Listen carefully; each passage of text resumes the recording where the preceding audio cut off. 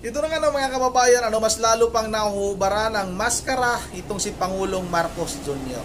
Dahil nga sa ibinunyag ngayon nitong si Chavit Singson mga kababayan, wala pala talagang utang na loob. Itong si Pangulong Marcos Jr. mga kababayan, hindi marunong tumanaw ng utang na loob. Kaya pala baliwala lang sa kanya yung ginawa niya kay dating Pangulong Duterte na ipadala itong si dating Pangulong Duterte doon sa dahig. Kahit nga mga kababayan, si dating Pangulong Duterte ay ang laki o napakalaki ng naitulong sa kanilang pamilya. O katulad na lang nung pagpapalibing sa libingan ng mga bayani ng kanyang ama na si dating Marcos Sr. mga kababayan.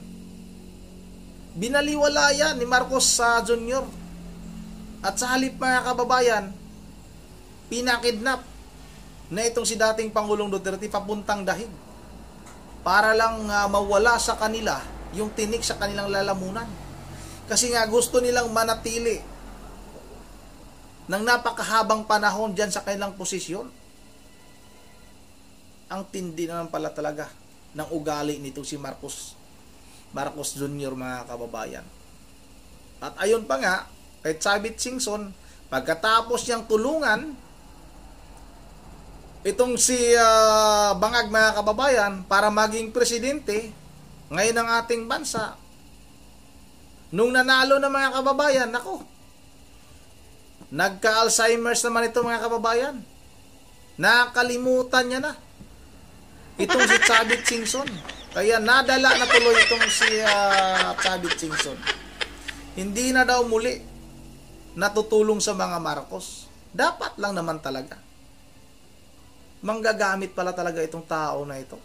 Katulad na lang paggamit niya kay Vice President Sara Duterte.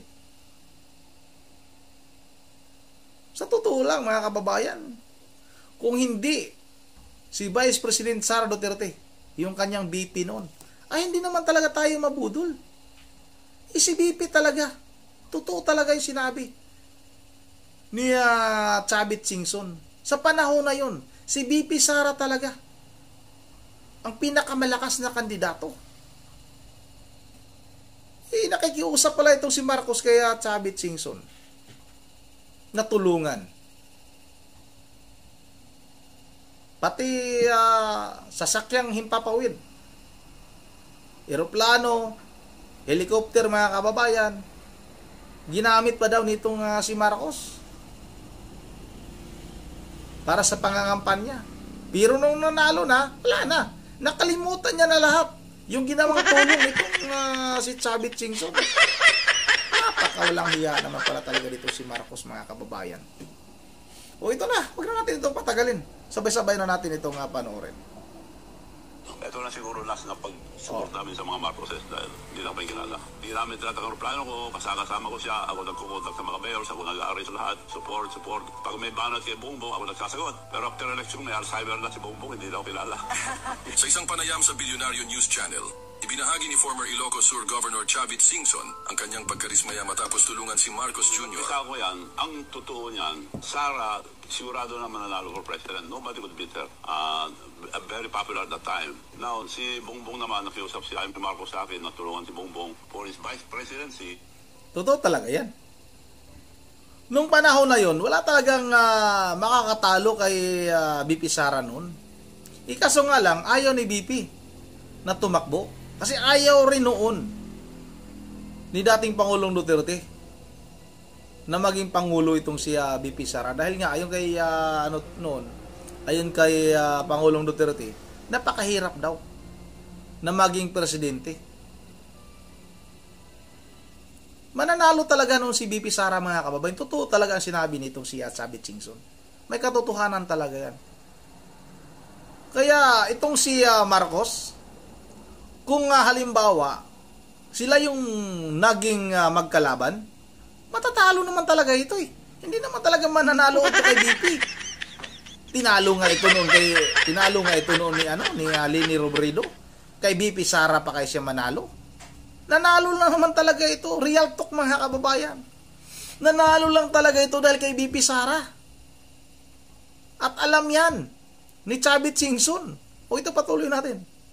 Dahil dinaya lang, sabi niya, tawagin mo muna yung mga leaders sa North bago ako pagbigay ng desisyon ko na tutulong sa inyo ako. I will invite them, all the leaders in the North, but I'll use your name because you are the president of the Mayor's League. Sige ako, nimbita niya, dumating naman lahat. So pagdating doon, sabi ni Jaime, thank you for coming.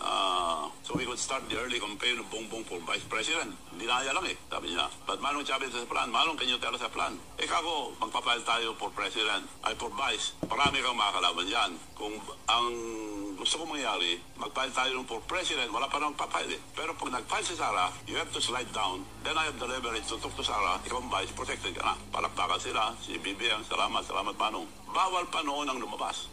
COVID. So, nakiusap ako sa Department of Health. Pwede small group. So, nag-ayos ako, being the president of the Mayor's League, regional mayors. Isang region, lahat ng mayors. So, nakilala si Bongbong sa mga mayors. Yung mga mayors nga, paano si Sara? Nag-usap na kami ni Sara, may plano ko dyan ako. For president.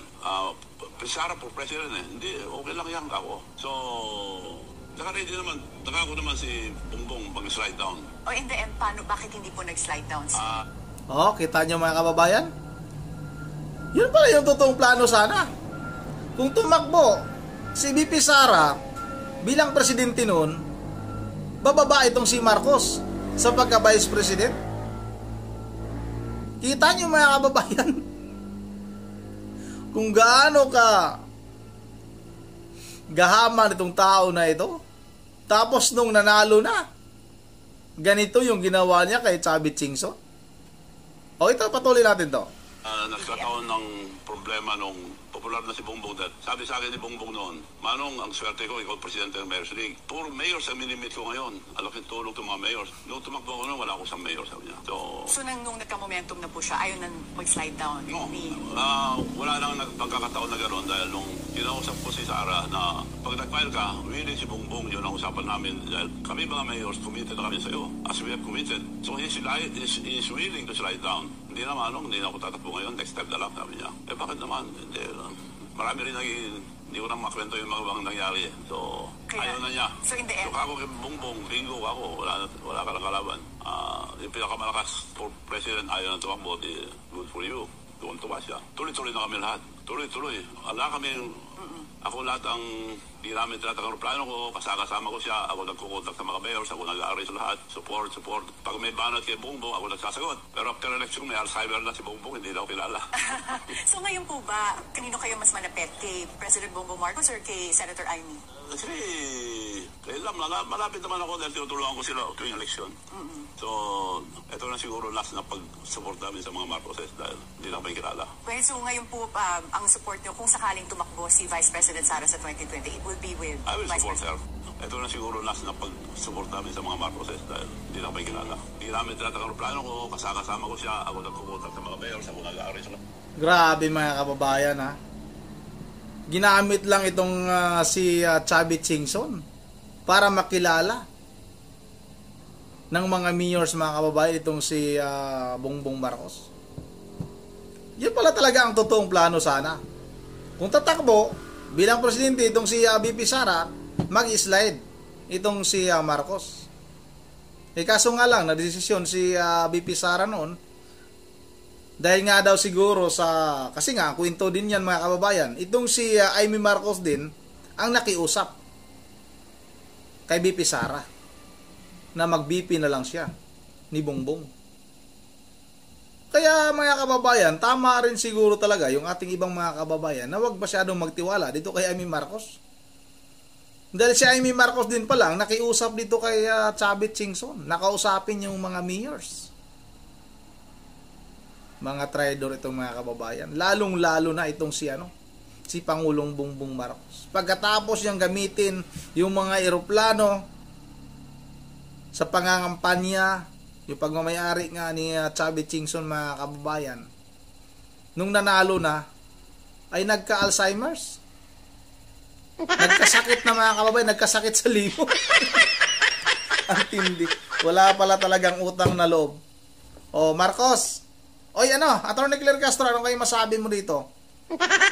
Sa ibinunyag ngayon, itong si Chavit Singson.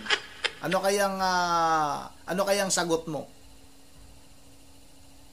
sa pasabog ni Chavit Singson ngayon?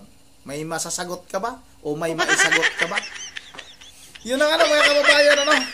Pag tumakbo daw itong si BP Sara, ay susuportahan pa rin daw ito ni Chavit Singson mga kababayan. Alam naman natin na napakalaking tulong, ma-impluwensya itong si Chavit Singson mga kababayan dahil bukod sa kilala ito, napakaraming pera nito. At yung mga eroplano, mga helicopter nito mga kababayan, meron ito. Kilalang kilala sa ating bansa ito na isa sa pinakamayaman dito sa ating bansa. Yun na, dito lang muna tayo. Bago tayo magtatapos, mag-shoutout lang muna tayo. Hapon na naman. Shoutout tayo kay Member Jeff Religious ng Pulilan, Bulacan. Shoutout kay Ma'am Imelda Pascua, shoutout sa iyo. Ma'am Joyce ng Japan. Kay Member Jeff Religious ng Pulilan, Member Jeff Religious ng Pulilan, Bulacan, sa kanyang mga po, si Kuko, si Yuri, at saka si Dion.